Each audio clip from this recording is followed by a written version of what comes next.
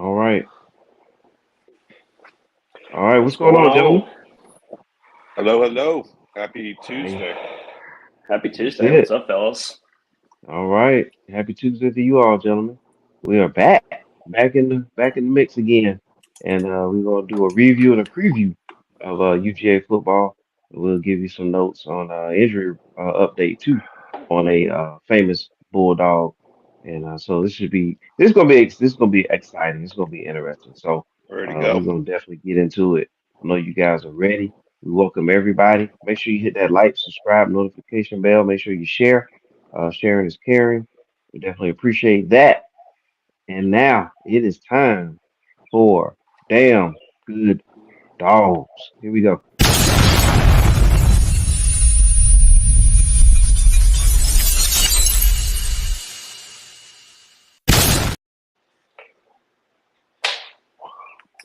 All right. You guys said that Georgia was going to take care of UAB. hmm So we'll go ahead and do a review of that and get your thoughts on it. Um, and we'll go from there. So, what's your initial thoughts of that game, and what all did you take from it? Yeah, so I watched the game. Was in DC, visiting some friends. Uh, so watched the game. Found a bar. They had Georgia in like the back corner. So I got a little bit of the first half. Then there was like some wedding party, so I got kicked out. So rewatched the game. Rewatched the game today. Um, so that's my situation. It was I mean, it is a random. If you're not in Georgia, that game was definitely not one of the better matchups of last week. So understood. I gotta say this: the first when I rewatched the game, and this isn't even a football. This isn't even like related to the actual happenings of the game. I know where you're going. Those announcers were so bad. They were It, it so sounded like a high bad. school football broadcast. I mean, it was unbelievably poorly done. And it shows when ESPN fires, every mid-level piece of talent in the organization, this is what you get for kind of a lower level, watch game. I mean, it was just like there was no chemistry between them. It was just kind of awkward. It didn't flow. Ah, man, it really. Now I don't know. It stuck with me. I was just like, man, this is. I'd rather watch this on mute. But Yeah. Oh wow. Yeah. I mean, I'm just being honest. It was bad. So it Yeah. was bro. I looked him up. I know who Rod Gilmore is. Brian Custer, I think, was a play-by-play guy. Anyways, did not enjoy that call. So Yeah, I totally agree. I was watching it with some friends on Discord, like a Zoom kind of thing. We were watching it live, so I didn't actually hear the commentary, but I went back and I was watching highlights, and I literally thought that like some high school kid had dubbed over the highlights with their own commentary because it was that poorly done. I mean, it shows you though, like how good the good announcers are though when you go back and watch this. I know we're getting off on a tangent, but it was No, you good. impressively You good. bad. Yeah, I mean it was impressively bad, but well, at one point he was just like, "I think that's Georgia's first carry. Is that Georgia's first carry? Is it?" And I was like, "This is something you obviously should know." Like, and he kept like the other thing that bothers me. He obviously doesn't watch Georgia play or didn't do his prep because he kept saying Georgia wants to be a running team, and this is not how Georgia wants to play ball. I'm like, you haven't been watching them all year. yeah. Their offensive line's banged up. Their running backs are banged up. They're not going to be a running. They're not a running team right now. There's a lot of things that bother me. Yeah, and as far as the game, I mean, I think we were able to see Carson have his best game of the year. I think he came out, played better. That was good to see. Um, the thing that probably bothered me the most in the game was that second quarter 2 minute drive by UAB. We had just scored. We were up, I believe it was 21-7 at that point, and they came down and had a really nice 2 minute drive. And that's like anti what Georgia ever wants to do is to give up that drive with 2 minutes left. And we know they're passing; they're one dimensional, and we just gave up play after play on that drive. I think again, as we've talked about over and over on the show, what does Kirby do? He makes halftime adjustments. and we basically shut them down in the second half. They got a cheap touchdown in the end, but we shut them down in the second half. I don't think it was what we necessarily wanted to see or expected. I think we expected a little more dominance, but I think when you look at the numbers, it was a pretty dominating win. I think we might have to reframe this Georgia team a little bit based on kind of what we thought it was going to be or what we've gotten used to in the last couple of years. Maybe this is a team that, like the earlier playoff era, wasn't, so dominant every game all year. I mean, we kind of get spoiled the last 4 or 5 years. It's been really domination to get to the end of the playoffs. And I think maybe, this is a team that does have some closer calls, and we're getting into the part of the schedule now where it's just all about winning. There's no more like trophy victories or how big you win or anything like that. It's just you got to win. So, I mean, I think we might reframe it a little bit. I think David brought up a point 2 shows ago that I think is really sticking in my head. I don't think we have a front 7 guy that they really have to game plan for. And Gary Danielson said that on an interview this week. And, everybody hates Gary Danielson, but I think it was a good point. That's kind of rare for Georgia. And so it's a different team. It's a different defense. We haven't reached the dominance yet, but if anybody can get our defense right to where it needs to be, it's Kirby. Yes, Yeah. I don't know about you. I walked away impressed with UAB. I thought they were well coached. I liked what they were doing on offense. So Chris Mortensen's son, the ESPN analyst, is apparently the offensive coordinator there. He's like 37 years old, so young guy. I liked what they did on offense. I thought they moved a lot of motion, pre-snap motion. They ran some nice plays. The second, I think it was maybe the first touchdown. It was a great play. They had some receivers like Amari Thomas was their receiver, made some nice catches. I liked the quarterback, the Zeno kid. I thought he had poise. He can move a little bit.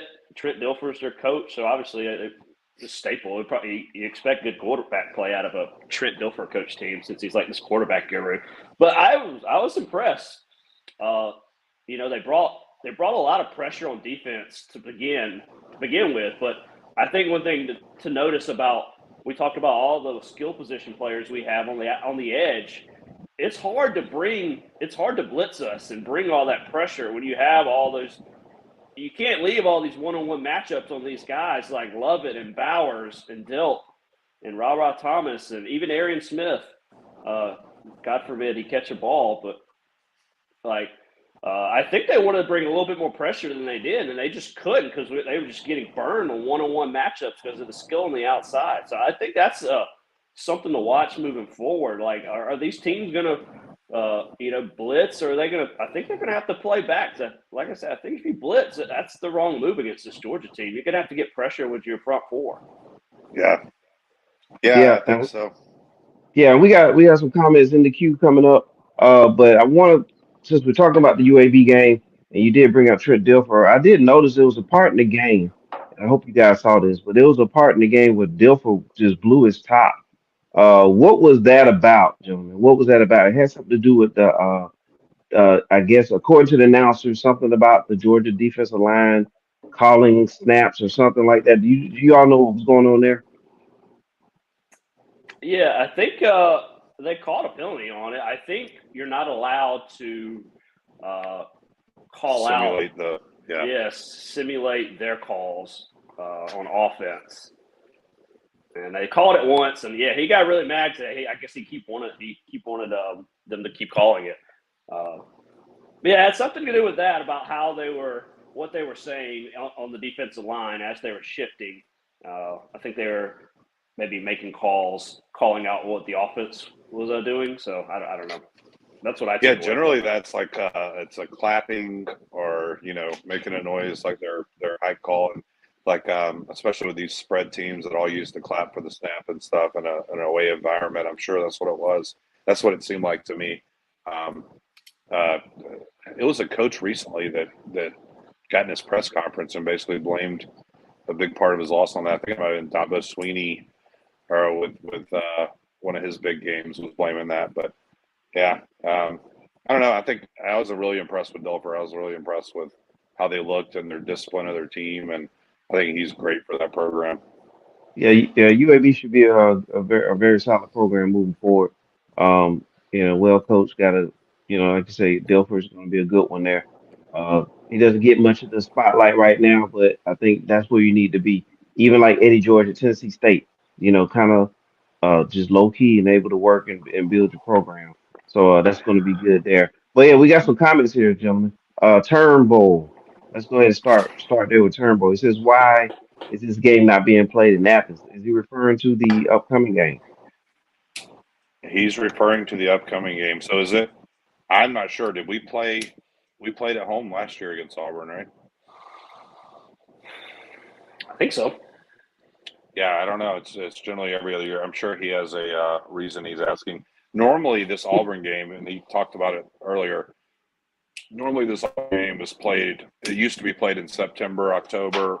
Well, no, I'm sorry, in like November, and it was always played in November, and it was always a late fall game when everybody was fighting to win their division title. And they've kind of switched it around on us. This used to be Tennessee weekend, like you said, and it was a great tradition for Georgia because we had some amazing matchups with Auburn at the end of an SEC schedule. It is the Deep South's oldest rivalry. We've played each other more times than any two teams in the South. So I agree with Hawk or Robert that we should have not, that we should still be playing that game late in the year. And is Yeah. this Tennessee? Is this normally Tennessee weekend as well? But go ahead, Brooks. I'm gonna throw that in there too.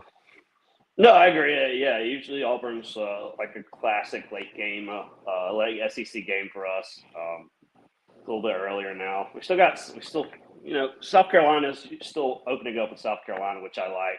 But yeah, it feels weird. It feels weird. It does. It's supposed to be a lot cooler outside when we play Auburn. Yeah. I'll Uh, go into like a little bit of like as far as we mentioned, going back to Carson Beck. I think I saw some things. I still think he was fairly accurate. I felt like he did miss some. He did leave some throws, some easy throws out there. But like as far as like, there's a couple we missed on a couple deep balls. Aaron Smith dropped one. I think. Yeah. Another guy dropped. I can't see him or I forgot what his name. Anyways, he overthrew him. But the thing I don't want to overreact about those throws is we scored on those. We scored on like 5 straight drives. Yeah. So I'm not gonna like sit here and pick it apart. We didn't make those deep throws when we scored on those drives. But overall, I thought he was solid. I thought he took a sack early in the first half where I think he didn't maneuver in the pocket. He kind of went into the pressure. I didn't like that. But overall, I thought he was solid. He used his legs a little bit. Got some clutch Yeah. converted some third downs with his legs. Yeah. So that was good. I think the big thing is we're protecting him. He's a taller quarterback. He's not getting pressured a lot, and if he can sit back there and be comfortable in the pocket, I think he's going to continue with the success. And the other thing about this game was this was just a Brock Bowers showcase as Yes, well. it was. He was amazing. There was one play in the second half where they threw it out to him quickly. He got like solo tackle, and now it's just like what? Because he never gets solo tackled. Yeah, you He expect to see always that. gets yards after a catch. But he was just amazing.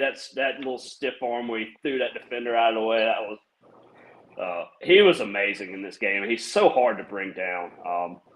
So it was nice to see after a few games where he didn't really produce. It was good to see him out there dominating like we expect him to do.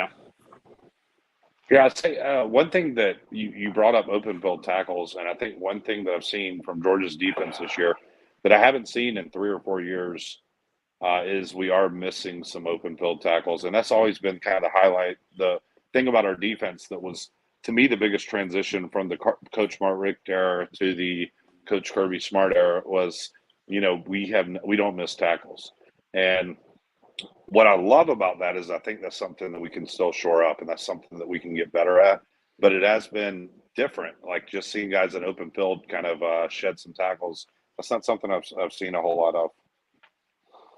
Yeah, I thought our defense. We didn't pressure. We didn't get pressure on the quarterback in the first half, and in the second half, it was just a totally different story. We were getting pressure, bringing four, getting pressure. So I was. It was good to see the second half how we're making the quarterback uncomfortable. Yeah. Like I said, we're still rotating a lot of dudes in and out. Uh, I like what I saw from a couple people. I like Brinson. I thought he was solid. He had a sack early in the game. That was impressive. But yeah, again, we still got a couple people out too, a couple key players out. But if we can get pressure with four, like we did in the second half, that's just going to make us so much more better. We don't have to blitz to bring pressure. So, yeah.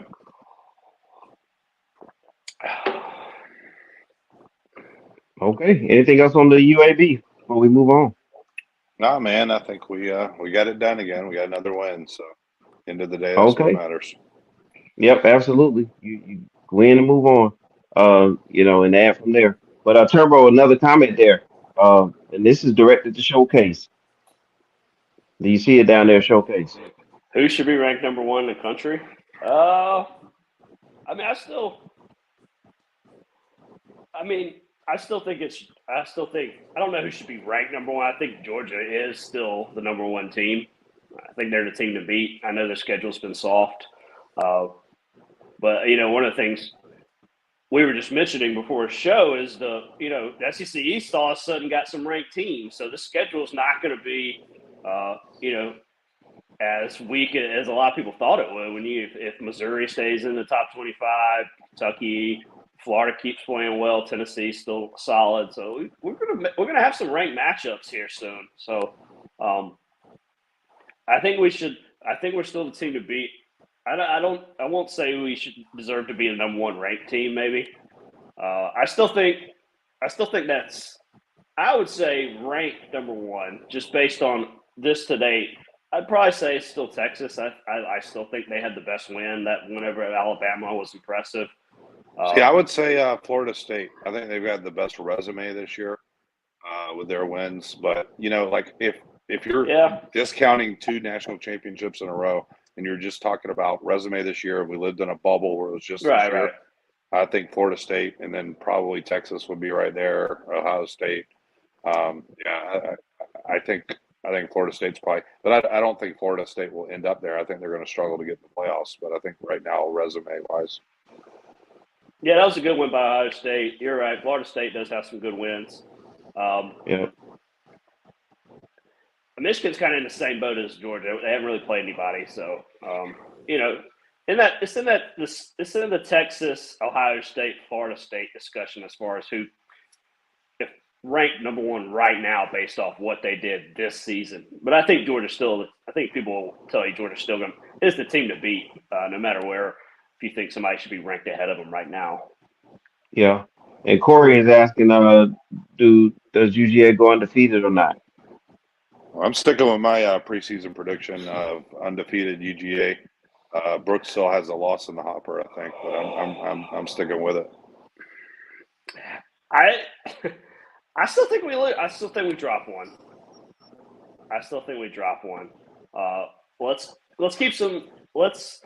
Let's be a little bit more. I'm going to be a little bit more realistic. This team hasn't went on the road yet, right? We haven't seen them on the road. Our toughest game so far has been South Carolina, which isn't saying that much. So this team hasn't got tested yet. I know they had to come behind from South Carolina, but still. They've been at home for 4 straight games. I'm a little nervous about them going on the road. I know Auburn was pretty bad last week against A&M, but I'm still a little nervous about Carson Beck on the road. We've been at home all 4 games. We haven't played that good of competition. So I'm still a little nervous. I still think we drop one. Well, I was talking with somebody earlier this week, and it was like, hey, if Georgia's going to drop one, it's better to drop one early than late. And it's going to be a game somewhere this season where it's going to come down to something. There's always that. You always get that game where something's on the line. So we'll see what happens there. Turnbow also throws out here, where's the Washington love? I told him. I responded. I said I don't stay up that late, so I don't know. I don't know what they're doing out there. No, Oh, they're having a great year, man. They got another, I think, ranked matchup this week, so be interesting to see them. I mean, I think in that Pac-12, man, it's going to be interesting to see who comes out of there with the win. And they're one of those teams that have been left behind by all the conferences, so that stirred up some controversy this weekend with his post-game comments. So that's an interesting conference out there, man. I'm excited to see who comes out of that. There's some good teams with Oregon and Washington and USC, and I think one of yeah, those teams are going to be in the playoffs, no question. I think. yeah. Yeah. The Pac-2 is awesome this year. What you got there, Yeah, Brooke? Pac-2. No, I was just gonna say, kind of like what the Pac-12 can kind of what they probably do better than the SEC is just our quarterback play. I think Caleb Williams, Penix, Yeah, Bo Nix, they have some good quarterbacks out there in the West. And I yeah. look at this SEC quarterbacks, and I just they definitely have that to boast upon over the SEC. I think they got some good quarterbacks. Okay. Can we address Wes's question? I would like to hear Brooks's answer to this. Wes Dwyer. He said, "Would you rather fight one giant Carson Beck or 100 tiny Stetson Bennett's?" I think that's a great question. I would definitely. I think Steady is scrappy. I think I would take my chances with Carson. I think. Yeah, how? I mean, what are we talking like? What's giant? Like really big? Like fucking like really big? Well, I guess. I mean, I'm gonna need some more. I'm gonna need some let's parameters say here. let's say Goliath level, like 11 feet. Just 11 feet Carson Beck 11 foot. versus Yeah, 104 feet Stetson Bennett. So I think this is a great question. there's Stetson definitely had a tenacity. I won't say he's more competitive, but there's an edge about him that Carson Beck doesn't. I haven't seen yet. Carson Beck seems pretty laid back, which I mean could be. I mean that's fine. If you win, nobody cares. You can be however you want. But yeah, I'm with you. I think I would rather go one giant Carson Beck. I think Tiny Stetson Bennett. That's a lot. 100 of them. That's yeah. I don't know. There's a lot to deal with Great, there, right? Good great question. question, Wes. It's a good question. All right, guys. All right, let's shift over to the upcoming matchup. Let's preview the Auburn Tigers and the University of Georgia matchup. Point spread is 14 and a half. I think it's still moving. I've even seen it 16 somewhere now. But we'll just go ahead for now, just for a conversation. Say it's around 14 and a half. Let's get your initial thoughts on the matchup, some keys to the game, and then eventually we'll give our prediction. I think one thing that really stands out here is like I've been saying the past 2 to 3 weeks we've been playing teams with basically only a passing game. Um, Auburn, like Carson, but Oh Auburn God. only really has a running game, so it's a little different. Like I've been harping on the one dimension thing. If you give Georgia a one dimensional offense, I really like our chances. But this week we go against a decent running game. We go against a running team that's 32nd in the country in rushing yards, 113th in the country in passing yards, 32nd in the country with points per game. So it's not a terrible amount of points so far, but I think we're able again to kind of focus on shutting down the run, make him throw the ball, and see if he can beat us throwing the ball. And I don't think they can. The quarterback can run. He's a fourth-year player from Michigan State. They are playing a couple of quarterbacks, but I like again that we're going into a one-dimensional game. We haven't played a team yet that has two dimensions when it comes to offense. Yeah. I mean that's the glaring issue. Is Auburn going to be able to throw the ball? Because this defense, and we're at this level of defense where if you're one dimensional, you're going to be it's going to be hard to beat us if you're one dimensional. The defense is just too good. It's got too much talent on it at this point, even with the injuries. Uh, yeah, so they had 56 yards passing last week, which I mean that seems made up. They rotate out in and out, which I don't like. I think I don't. I like when I need a quarterback to get in there and get a rhythm about him. You taking him out and they're taking him in and out, in and out. I'm never a fan of rotating quarterbacks. you want to bring somebody in for one series or not even a series, but like a play or something like that. That's one thing. But to rotate them out series, neither of them getting a rhythm. I don't think they can. They're going to be one dimensional. I don't think they're going to be able to pass the ball, and then we're going to shut them down. Like I don't expect them if they score 14 points, they score in that 14, 17. Definitely don't see them getting to 20. Like No. if they scored 17. If they got 2 touchdowns and a field goal, I would be impressed. Like that's the level of ineptitude they have on offense right now. So yeah, this line's probably going to go up, I assume. I was going to say, I'm excited. I mentioned this earlier. I want to see what this team does on the road. I especially want to see how the offense does on the road. How does Carson Beck deal with it on the road? Road environment, SEC, Auburn is a big-time atmosphere. Like I want to see how he responds because I can see, Auburn coming out and getting a little momentum at the beginning of the game, and I want to see how Carson Beck responds. So, I think did you or Tyrone? Did you guys catch the press conference from Hugh Freeze regarding the Georgia game? Anybody?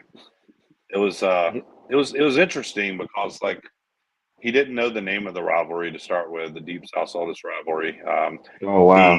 He seemed to be kind of playing down the rivalry. He basically said from what I get, this isn't a rivalry of hate. This is a rivalry of respect, which I kind of agree with. I've always felt like the UGA Auburn rivalry is more like a sibling rivalry than it is like Georgia Florida, where we absolutely hate each other.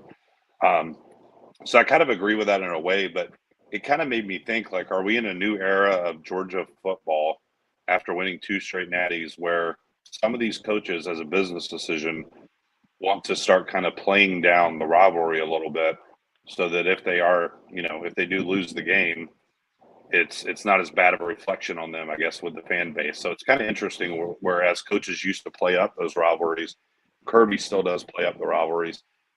It kind of made me think, are we in a new era of kind of Georgia football and the coaches don't necessarily want to say, hey, this is one of our biggest rivals because they're a little worried about what the fans are going to say afterwards. Yeah, that's an interesting take. Yeah, hey, there was a couple comments that we're going to post up here in a moment, but according to what I'm looking at now, 18.5 point spread, over under is 46.5. Money line is minus 1400. The injury report: Georgia wide receiver Lad McConkey has missed Georgia's first 4 games with a back injury. Also, safety Javon Bullard has missed 2 straight games. Offensive tackle Amarius Mims out with an ankle injury. So those are some of the injury talk. So, guys, you got anything on the injury front? Yeah, Ladd came back to practice today, so he's back practicing.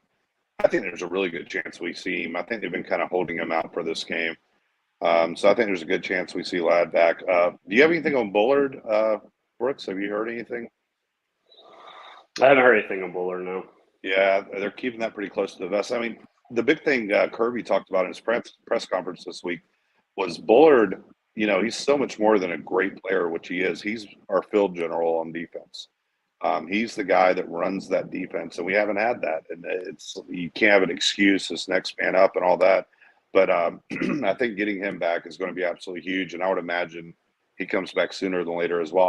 I think all this has been part of a strategy to get these guys back at the right time. I think Mims, he had a surgery on that ankle, so I think he's out for a while longer. I think it'll be a while on him. All right, there's the injury front.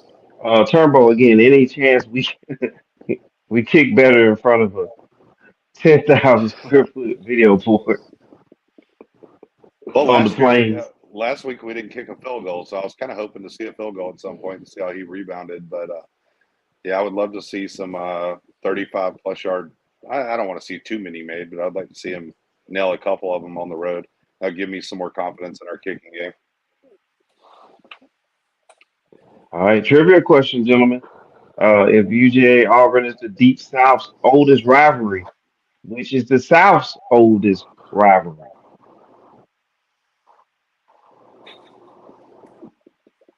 The South's oldest rivalry. I know the oldest rivalry is Yeah, is it Yale Harvard or something? I think that's the most games played. How? Georgia Tech. I bet Yeah, Turnbull, since he's from Virginia, I bet it's some Virginia related school. I would imagine, yeah. even though Virginia can barely claim the South, he's gonna Shots You hate know, fired. that. it was crossing my mind about Georgia Tech, but I guess There it is. we'll try to get that answer. UVA, UVA. UNC. Oh my goodness. Okay, 1892. All right. Yeah, that is. Oh, all right. Yeah, So, so oh, the go ahead, over Brooks. the over under is 46.5 right now. Yeah, 46 and a That's the half. question. Wow. Yeah, very good. My goodness. Ooh, man, 46 and a half, guys. You got a prediction on the score? Uh, I would first of all my prop bet for this game would be under the first half. Over under for the first half total points is 23.5. That seems a little high for the first half. I'd go under 23.5 first half points for sure. Um, I think, I think Georgia ends up winning by 10 to 14 points. Hmm. I'll say. So Wow. I'll go like maybe about I want to say like 28 to 14, 28 to 10 range. That would be what I'm feeling. So that's pretty close to mine. I actually had a score ready since you asked us to. 31-10 Georgia. And my prop bet of the week is UGA 4 touchdowns at plus 390. I think we're going Wow. to have 4 touchdowns and a field goal. That's a fun little bet to make. I would not mind losing that. We get 6 touchdowns, but I think that's a good. Auburn's defense is not terrible, and I think we can score and move the ball on them. I think we'll have, our defense is not going to be on the field all that much. I think we're going to have long drives. I think we're going to get the offense back out there. I think we're going to have a lot of opportunities to score. But 31-10, Georgia covers the spread, and we get 4 touchdowns. That's what I'm predicting. I would definitely throw this in a tease and get that line under 10. I think that's a safe. I think that's a safe play. I think we definitely win by 10. So Are you disappointed with any win? If we win by 2, are you happy? I mean, is there a disappointing win in your eyes? Because for me, I think we're at the part of the schedule where there's not really a disappointing win. Like, I just want to win on the road in the SEC at a powerful, stadium with 90,000 people. Like, I'll be happy coming out with a win. yeah, I mean, I agree. Being this is our first road game, so if it could go a little differently than we think. It could be a closer game, just for the fact this team hasn't been on the road. They got a new starting quarterback. They got a lot of new pieces. I mean, yeah, uh, a win's a win. I would take it. I wouldn't be disappointed in it. Um, So that's a great point by Chuck Conway there. UGA's won 15 of its last 18 matchups. Yeah, it's been a pretty good 2 decades of playing Auburn. I was there in 2002 for the famous David Green to Michael Johnson game. I was a junior in high school, and that was one of the most fun experiences I've ever had at a football game. We came back and won that, knocked Auburn out of the SEC championship game, and it was an amazing win. But yeah, I mean, it's a tough place to play. Chip Towers, I was watching him earlier, and he said he puts it next to Death Valley as the toughest place to play on the road. So it's no cakewalk. Auburn fans hate Georgia much more than Georgia hates Auburn. I think we're second to Alabama for them, and they're gonna be there partying. They're gonna be ready to go at 2:30 Central Time for that game. Oh yeah, absolutely. yeah, we had some pretty memorable Auburn matchups as we were, Hmm. coming through in our history. You got the DJ Shockley game where Greg Blue got burned, and we lost that one at the end. You got the Nick Marshall Hail Mary that got tipped up in the air. You got the blackout game, which is my pound for pound one of my favorite games Oh yeah. that I ever attended. That game had just a different level of energy than any Brooks game and I I've ever were been around. Brooks and I were in section 109, row 40 with some of our best friends at that game, so I'll never forget that one. Wow. The height of Soldier Boy's popularity. Yeah. Oh man, they will there be a shirtless head coach, basketball coach in attendance? God, don't get me I hope started on not. Bruce. I hate Bruce Pearl. Bruce Yeah, Pearl. Can't stand Bruce Pearl. I, Oh I man. I could see it, man. I mean, he's getting pretty damn old, though. I don't know. All right. How old Okay. is he? I don't know. Pearl's been around. So, God, Okay. All right. I So got nothing. any closing? I got nothing for Bruce Pearl. Yeah, there you go. Uh, Anyway, and any closing remarks here with this matchup before we get into a little NFL? No, man. I think that's it for me. I'm excited to go, man. This is one of my favorite weekends of the year playing Auburn, so I'm looking forward to it. At least we're not on ESPN2, so don't listen to those guys. So we're Yeah. CBS 3:30 game. Yep. All right, gentlemen, check out this clip for me. 2nd and 21. Mayfield pulls it down. Rashad White, fumbled. Bradbury's got it for Philadelphia. Jalen Carter was out there and forced the fumble, and that rookie is a star in the making. Right back after this punch out by Jalen Carter. That's such a great job. It's just an effort play. And when It's just an effort play. Has nothing Well, to do with Jalen, his extreme athleticism, but yeah. yeah, No, another it's another Philadelphia Bulldog. Philadelphia Bulldogs, man. It's fun to watch. If only their fans were so terrible, I'd root for them every week. But no, I love it, man. I love seeing those Bulldogs do it, and they're doing it as a group up there. And Jalen Carter, man, I wish the best for him. And seems like he's in the perfect situation with all those former Bulldogs, there to kind of help him get into the NFL. The more success he has, just the more I just get depressed because of my Falcons fandom. And like, Hey, look. I love Bijan Robinson, but we still can't pressure the quarterback. Now we don't even have a quarterback, so we're one dimensional. So every team can scheme to stop the run. Man. I still don't understand, Joey. You have to help me on this. I know Seattle Seahawks. That's my team. We passed them up too. Uh, what ultimately was the reason why Jalen fell? It was the Off it the was field the issues. issues he had at Georgia. I mean, it was the car crash situation right there at the end, and it dropped him down. And I think the Eagles felt comfortable with it, with all the mentors from Georgia they had on the team to kind of get him through.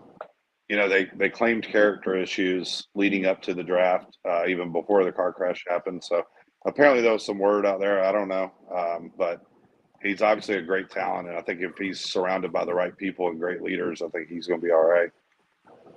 Yeah, it just feels like that. There's so much talent there that you can't pass it up. It just felt like that. And there was a couple of playoff teams that, in my opinion, just kind of passed up on something great there. Uh, but man, there you go. We're also going to talk a little bit more NFL news. Give an update on Nick Chubb. What have you heard about Nick Chubb, John?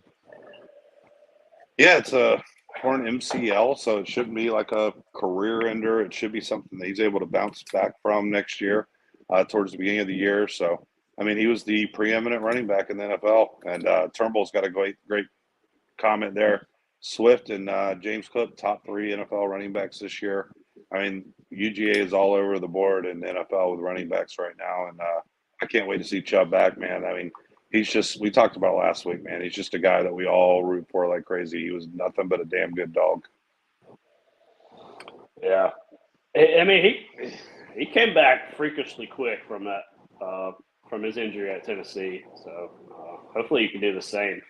Tough beat for the Browns. That Browns team has got a lot of talent, especially on the defense. Yeah, Man, that defense is nasty. Myles Garrett, one of the better defensive players in the league.